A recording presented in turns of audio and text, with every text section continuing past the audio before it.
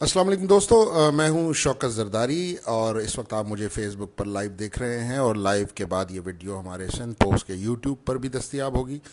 आपसे गुजारिश है कि सिंध पोस्ट का यूट्यूब सब्सक्राइब करें और उसको ज़्यादा से ज़्यादा शेयर करें। मलीर डेवलपमेंट अथॉरिटी में आज से कुछ दिन कबल मैंने एक वीडियो आपके सामने रखी थी और उसमें मैंने ये बात आपको बताई थी कि किस तरह केएमसी के, केडीए के और दूसरे इदारों के छोटे स्केलों पर काम करने वाले, छोटे स्केल पर तैनात होने वाले लोगों को जालसाजी के ज़रिए भाई लोगों ने अच्छे अच्छे ओहदों पर पहुंचाया और पाकिस्तान पीपल्स पार्टी की सरकार ने उन लोगों से बेपनाह फ़ायदे लिए, जिसमें सबसे बड़ा फ़ायदा बहरिया टाउन कराची है, जहां पर लोगों की ज़मीनों पर रिकॉर्ड में हेर फेर करके, कब्ज़े करके और उनसे वो ज़मीनें खाली करवाई गईं। आज मैं जिन साहब की बात कर रहा हूँ, इनके हवाले से मैंने कल एक स्टेटस लिखा और मैंने ट्विटर पर यह सवाल किया कि सिंध के सूबाई वज़ीर बल्दियात नासिर शाह साहब ने कितने पैसे लेकर इस शख्स को दोबारा बहाल किया है। ये सवाल मेरा अभी भी वैलिड है और ये सवाल मैं क्यों पूछ रहा हूँ, आज के इस लाइव में मैं उसके दलाइल भी दूंगा आपको और आपके सामने हर चीज़ रखूँगा। और हमेशा की तरह मैं ये चैलेंज भी करूँगा कि अगर किसी को लगता है कि मेरी ये बात गलत है तो आप मेरे ख़िलाफ़ हर किस्म की कानूनी कार्रवाई करने का हक़ रखते हैं। अर्ज़ ये है जनाब कि 1992 या 93 में एक मुबैना तौर पर एक जाली ऑर्डर हमारे सामने आता है, जो ऑर्डर है जनाब मिर्ज़ा इरफ़ान बेग साहब का। मिर्ज़ा इरफ़ान बेग कल उनको जो है वो 19वें ग्रेड में टाउन प्लानिंग अफसर तैनात किया, डायरेक्टर टाउन प्लानिंग तैनात किया गया है मलीर डेवलपमेंट अथॉरिटी में। ये साहब 25 फरवरी तक मलीर डेवलपमेंट अथॉरिटी में डायरेक्टर लॉ थे। उससे पहले ये डायरेक्टर स्टेट रहे हैं और इनके दौरान डायरेक्टर स्टेट तैनाती के मलीर की एक स्कीम नंबर 45 63 टाउन की, उसमें बिल्डर माफिया से मिलकर ज़मीनों पर कब्ज़े का प्लान एक साहब, ये शौकत ज़रदारी नहीं कह रहा बल्कि ये कह रहा है हुकूमत का अपना कागज़। ये 21 फरवरी को जो है वो फरवरी 2021 यानी कि ये इस साल एक रिपोर्ट, कंसाइज रिपोर्ट के नाम से जमा होती है डिपार्टमेंट में, जिसमें बताया जाता है कि 24 सितंबर 2020 से लेकर 29 जनवरी 2021 तक 63 टाउन की स्कीम 45 में ज़मीनों पर गैर कानूनी कब्ज़े किए गए और ये कब्ज़े करवाने में एमडीए के जो लोग शामिल थे उनके नाम ये हैं। जनाब इरफ़ान बेग साहब, जो कि डायरेक्टर लीगल थे उस वक्त जब ये भांडा फूटा, और ये उस वक्त, और ये भांडा इसलिए फूटा क्योंकि ये इन दिनों शायद डायरेक्टर स्टेट भी तैनात थे। उसके बाद दूसरे साहब थे हसनैन अयूब साहब। हसनैन अयूब साहब उस वक्त स्कीम 45 63 टाउन के डायरेक्टर थे टाउन प्लानिंग।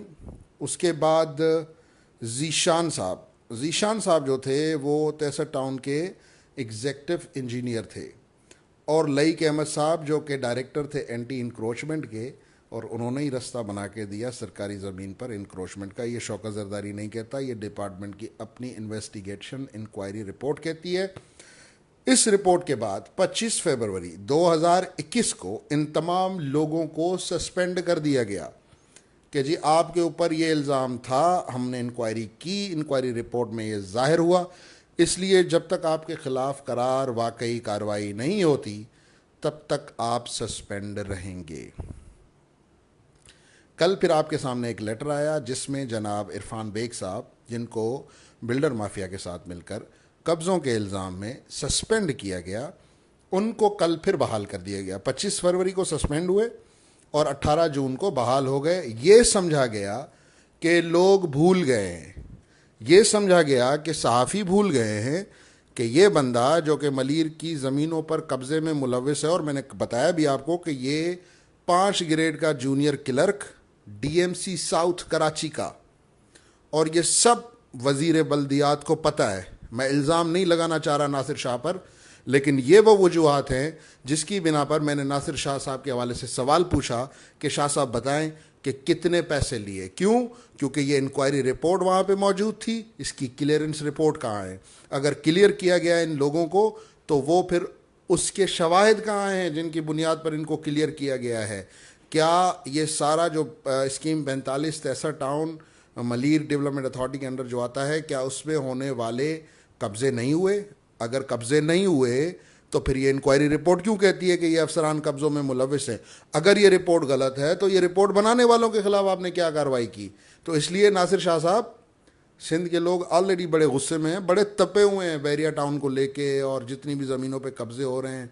सेनेट इलेक्शन से पहले जो बिल्डरों को ज़मीन दी गई जिस पर सिविल एविएशन अथॉरिटी कोर्ट चली गई, तो आपने तो माशाल्लाह सिंध की ज़मीनों को दोनों हाथों से बेचा है। और इंशाल्लाह ताला वो दिन आएगा जब आप लोगों से ये हिसाब सिंध के लोग लेंगे, नहीं तो फिर आगे तो सब ने हिसाब देना है।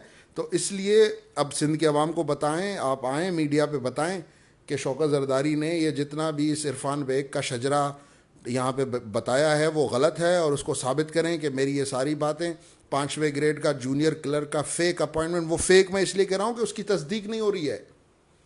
और ये साहब आज 19 ग्रेड में डायरेक्टर टाउन प्लानिंग है मलीर डेवलपमेंट अथॉरिटी के।